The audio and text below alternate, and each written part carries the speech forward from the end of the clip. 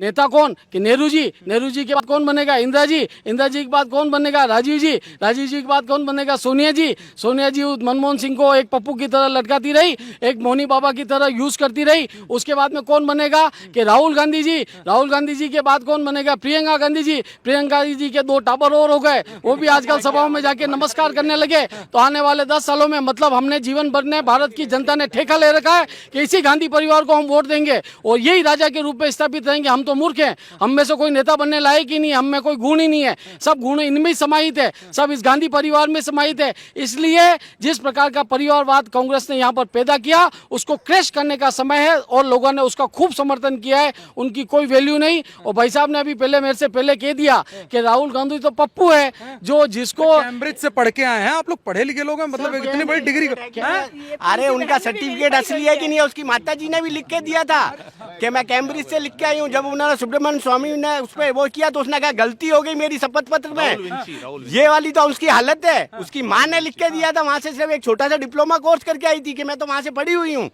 तो ये वाली हरकतें हैं इनकी, ये झूठे परिवारवाद है। राहुल जी का एक्सपर्ट ये है, राहुल जी के विशेषज्ञ हैं। कोई विशेषज्ञ नहीं, मैंने पीएचडी की भी नहीं और उनपे करनी भी नहीं है, माफी चाहता हूँ। इतने बड़े नेता हैं, किताबें लिखी गई उनकी। राहुल जी के बाद ऊपर बात चल रही थी, राहुल जी के विषय में बात चल रही थी। पीएचडी कर लीजिए, क्या पता पद में सभी कांग्रेस वाले राहुल जी को राजकुमार बना के आगे चल रहे हैं और वास्तव में सही मायने में मैं बताऊं तो वो राजकुमार नहीं है, वो सपेरे के पिटारे में बंद वो बिना दांत का नाग है जिसे दिखा दिखा कर वो सपेरा अपना पेट भरता है। तो उसके पीछे जो लगे हुए हैं पीछे लग्गू, वो राहुल जी को उनको पता है कि ऐसे वोट नहीं मिलेंगे जब तक गांधी सरनेम नहीं दिखाएंगे, कहीं से भी हम किसी को उल्लू नहीं बना सकते।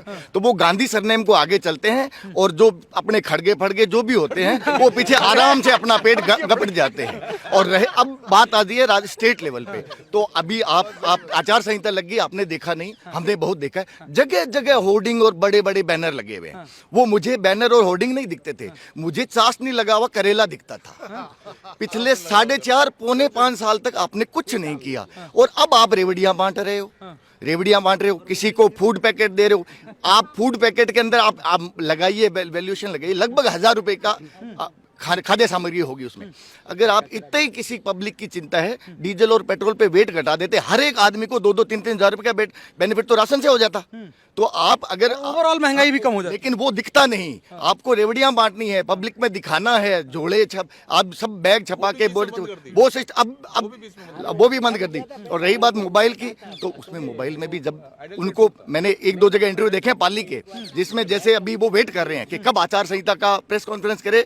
जैसे ही आचार संहिता का नोटिफिकेशन आया और इंटरव्यू में प्रेस कॉन्फ्रेंस में कह दिया, तब वो बैठे हैं, पब्लिक भीड़ लगी और फिर वो गालियां देके जा रही है। मैंने एक लेडी मोबाइल लेकर नहीं, मोबाइल दिया नहीं कि हमने आचार संहिता लगी हम नहीं देंगे। अगर एक बात बताइए, आपको सही मायने में मोबाइल देना था, पब्लिक की चिंता थी, पब्लिक के बारे में सोच रहे थे, दिन और रात आपकी सेक्रेटरीट और सीएम हाउस और सीएम रेजिडेंस दिन रात खुले, वहां दिन रात कर्मचारियों ने काम किया।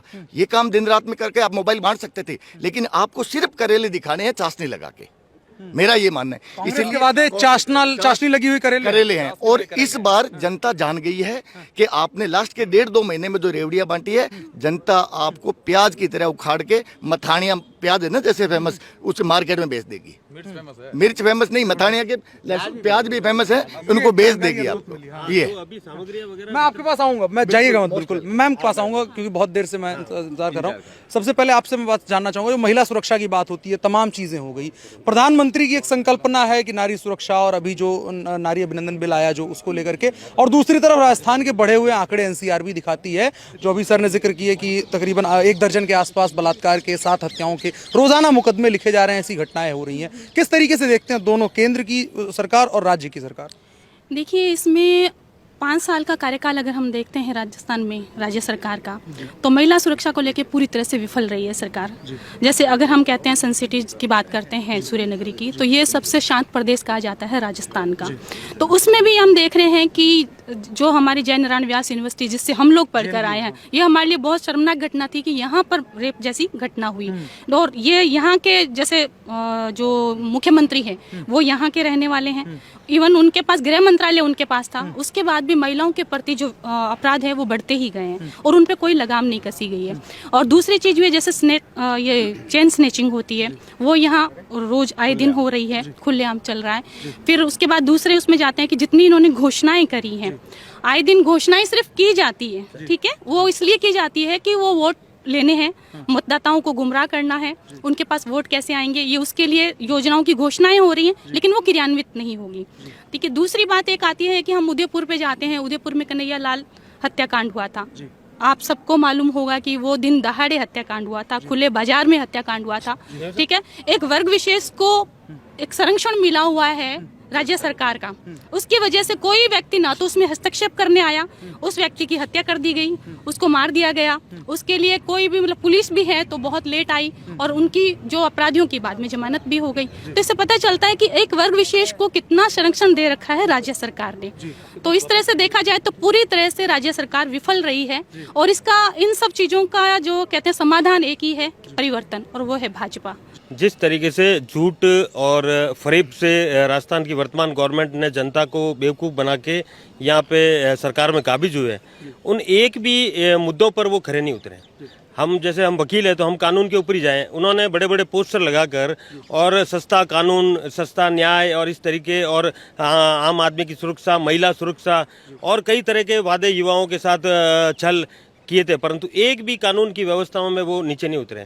हम राष्ट्रीय स्तर की जो इन्वेस्टिगेशन एजेंसियां हैं, क्राइम रिपोर्ट, उस पर देखेंगे तो राजस्थान का आंकड़ा इतना पूरे हिंदुस्तान में सबसे ज़्यादा है। क्राइम रिपोर्ट के अंदर जब कोरोना काल में हम सब लोग घर में बैठे थे, किसी तरह क्राइम नहीं, उस वक्त प्रतिदिन 80-86 केस की क्राइम रिपोर्ट्स हमारे आंकड़े बता रहे हैं। बलात्कार की 86 घटनाएं प्रतिदिन रिपोर्ट हो रही हैं। महिलाएं असुरक्षित, बच्चियों के साथ जो रेप हो रहे हैं, उसके अंदर सबसे जो बड़ा राजस्थान का आंकड़ा निकल के आ रहा है। राजस्थान उसके अंदर नंबर 1 है।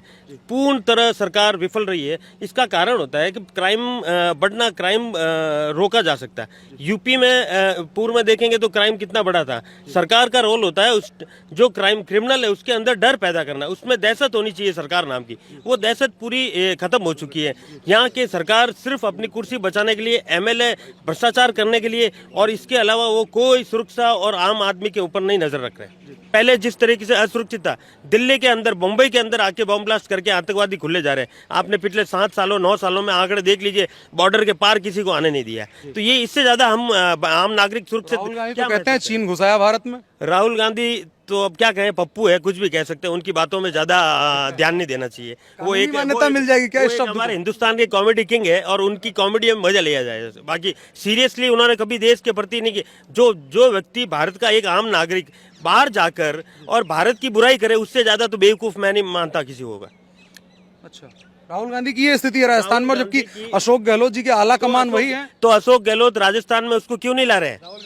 एक भी आप पूरे राजस्थान में घूमना, एक भी पोस्टर पे क्या राजस्थान में राहुल गांधी का चेहरा लगा हुआ क्या? सिर्फ अशोक गहलोत अपना चेहरा लगाकर सारे एडवर्टाइज कर रहा है, सारे प्रचार कर रहा है अपनी योजनाओं का। एक भी योजनाओं पे राहुल गांधी का या सोनिया गांधी का, उनके बड़े आकाओं का फोटो नहीं है। क्यों नहीं है? इसका कारण पूछिए उनसे। क्या कह रहे थे आप? आपके पास मैं आऊंगा। हाँ जी। तो आपने राहुल गांधी जी की बात की, तो प्रदेश की जनता को उस व्यक्ति के बारे में अच्छी तरह पता है कि वो एक नंबर के पप्पू जी महाराज हैं। बिल्कुल पप्पू जी महाराज हैं, और इतना भय उनको स्वयं को भी कि वो राजस्थान की प्रदेश की जनता के समक्ष अपना मुंह दिखाते हुए शर्मा रहे हैं, हिचकिचा रहे हैं। किस मुंह से? उन्होंने जयपुर के अंदर बोला था हिंदुत्व और हिंदुओं को खत्म करके रहेंगे। ये उनकी भावना है, ये उनकी भावना है। मैं आपको बता दूं, मैं वकील हूँ यहाँ पे, आप नो डाउट आप कोर्ट में आए। तो जोधपुर में कुछ दिन पहले एक घटना हुई थी। जालोरी गेट में जो मुसलमान समुदाय के, स्पष्ट बोल रहा हूँ, समुदाय के जो लोग थे, उन लोगों ने एक दिन भीड़ के रूप में आए और कई लोगों के ऊपर हमला किया, चाकू से वार किया, बहुत लोगों के घर पे मारपीट की, जिसकी एफआईआर भी दर्ज हुई। आपको सुन के अचंभा होगा, मैंने 482 लगाई थी। 482 एक सेक्शन है सीआरपीसी में, जिसमें हाई कोर्ट को इनहेरेंट पावर है कि वो किसी भी एफआईआर के अंदर किसी भी क्रिमिनल मैटर में इंटरफेरेंस कर सकता है। तो उस एफआईआर को चैलेंज करती हुई मैंने एक 482 लगाई थी, जिसमें मैं स्वयं वकील था। आप सुन के अचंभित करेंगे, उन्होंने फेक हिंदुओं के नाम उस एफआईआर में लिखे। क्यों लिखे? सिर्फ तुष्टीकरण की राजनीति के लिए। क्या ये स्थिति है राजस्थान के अंदर अशोक गहलोत ने बना रखी है? तुष्टीकरण की राजनीति के लिए उन्होंने हिंदुओं के नाम उस एफआईआर में लिखे। और आप बिलीव नहीं करोगे, मैंने सीसीटीवी फुटेज और कुछ एविडेंस उसके साथ लगाई। एक 3-4 सोनी भाई थे, अलग अलग परिवारों से थे, वो अपने परिवार के अंदर बता रहे हैं, दुकान में बता रहे हैं कि देखो साहब थानेदार बैठा हुआ है, एसएचओ बैठा हुआ, उसको बता रहे हैं अपने दुकान की सीसीटीवी कैमरे में, चूंकि वो सुनारों का एरिया था तो खास बात ये थी उनके बाहर भी कैमरे होते हैं और अंदर भी कैमरे होते हैं, तो जो भी घटना वहां हुई थी वो सारी सीसीटीवी कैमरे में अपने आप रिकॉर्ड हो गई थी। तो उसके अंदर ये स्थिति थी कि वो बता रहे हैं थानेदार को कि देखो साहब ये आदमी है, ये आदमी, उस व्यक्ति का नाम एफआईआर में जो व्यक्ति बता रहा है कि आपको। और बताता हूँ, एक व्यक्ति फोन लगा रहा है, किशन लाल यादव, मुझे एग्जैक्टली उस एसएचओ का नाम ध्यान नहीं आ रहा, जो कंप्लेनेंट भी था, वो बता रहा है, फोन लगा रहा है कि साहब आओ, यहाँ पे बहुत बुरी घटना हो रही है, ये तोड़फोड़ हो रही है, प्लीज आओ, कंटिन्यूसली फोन लगा रहा है उसको भी एक्यूज बना दिया। एक वकील साहब उनकी किसी की मदद कर रहे हैं, उसको एक्यूज बना दिया। ऐसी तुष्टीकरण की राजनीति, ऐसा गंदापन राजस्थान की जनता बिल्कुल पसंद नहीं करेगी। ये राजस्थान है, राजाओं का स्थान वाला क्षेत्र है, महान विभूतियों का स्थान वाला क्षेत्र है। ये सोचते हैं कि इनको कुछ फुकड़ में बांट दें तो उससे कुछ फायदा मिल जाएगा। अरे कुछ रत्ती भर फायदा नहीं मिलने वाला इससे। और ये सिर्फ तुष्टीकरण की राजनीति लोग सब समझते हैं, इसलिए अशोक गहलोत की जो तो क्या मिलने की उम्मीद? अरे उसकी जो नीतियां रही है ना, उनकी जो नीतियां रही है अशोक जी की नीतियां तुष्टीकरण के चक्कर के अंदर उन्होंने वो हिंदू विरोधी हो गए, धर्म विरोधी हो गए। तो किसी भी राजनेता को किसी धर्म का विरोधी तो नहीं हो जाना चाहिए। मैं आपके पास वापस आऊंगा, सर को शायद जल्दी है। क्या परिचय हुआ सर आपका? प्रवीण खंडेलवाल, एडवोकेट, उदयपुर, राजस्थान, उदयपुर से हैं आप। अभी इन्होंने जिक्र किया तुष्टीकरण और हिंदू मुसलमान तमाम जो राजनीति में आ गया है उसका जिक्र किया। आप उदयपुर से हैं। उदयपुर में भी आया हुआ था, एक घटना हुई थी, कन्हैया लाल जी एक टेलर थे, टेलर की हत्याकांड जी। निश्चित रूप से वह घटना पूर्णतः प्रशासनिक विफलता थी।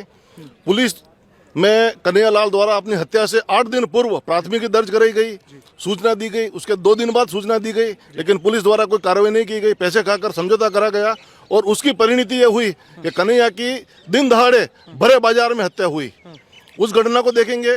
उसके पश्चात अभी 3 महीने पूर्व उदयपुर में एक सफाई कर्मी द्वारा नगर निगम का ऑटो चलाया जाता है, उसमें कुछ अल्पसंख्यक बस्ती में अल्पसंख्यक समुदाय के लोगों द्वारा उनके साथ मारपीट की गई, सफाई कर्मचारी के साथ। लेकिन जब वो एफआईआर दर्ज करने गया तो एक अल्पसंख्यक समुदाय के लोगों से भी एफआईआर दर्ज कर दोनों के खिलाफ एफआईआर दर्ज की गई। 12 अक्यूज्ड उधर के बनाए गए, 12 अक्यूज इधर के बनाए गए। 5 लोगों की गिरफ्तारियां इस पक्ष की गई, 5 लोगों की गिरफ्तारियां इस पक्ष की गई। अर्थात सरकार केवल तुष्टीकरण की पीड़ित वो ऑटो चालक वो था, ऑटो चालक, और उसके खिलाफ भी एफआईआर दर्ज की गई। और हमने जब प्रशासन से बात की किसके साथ तो मारपीट की गई है, तो एडिशनल एसपी का कहना था कि हमने 12 इस पक्ष के कर लिए, 12 उस पक्ष के लोगों के खिलाफ एफआईआर नामजद कर ली है।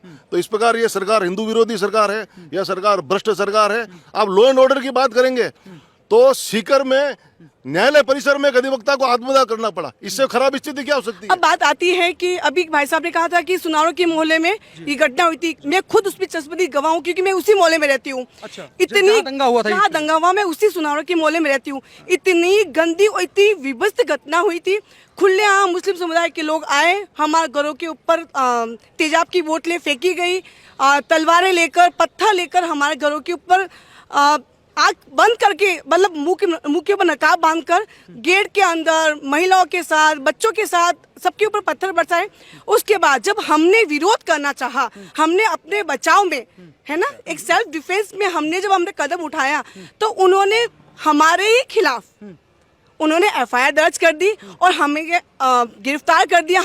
हम लोगों को छुपना पड़ा, जो पीड़ित थे उन्हीं के। बिल्कुल, हमें छुपना पड़ा क्योंकि हमें गिरफ्तार करके लेके चले जाएंगे तो हम क्या करेंगे। और मुस्लिम समुदाय के लोग जिन्होंने हमारे ऊपर ये घटना कारित की, उन लोगों की बेल 1 या 2 दिन में हो गई, लेकिन हमारी नहीं हुई। और हमारी एक समुदाय के एक व्यक्ति जिसका नाम मैं पर्टिकुलर लेना चाहूंगी, उदित सोनी, उसको तो 3-4 महीने तक बेल ही नहीं मिल पाई। अच्छा, मिल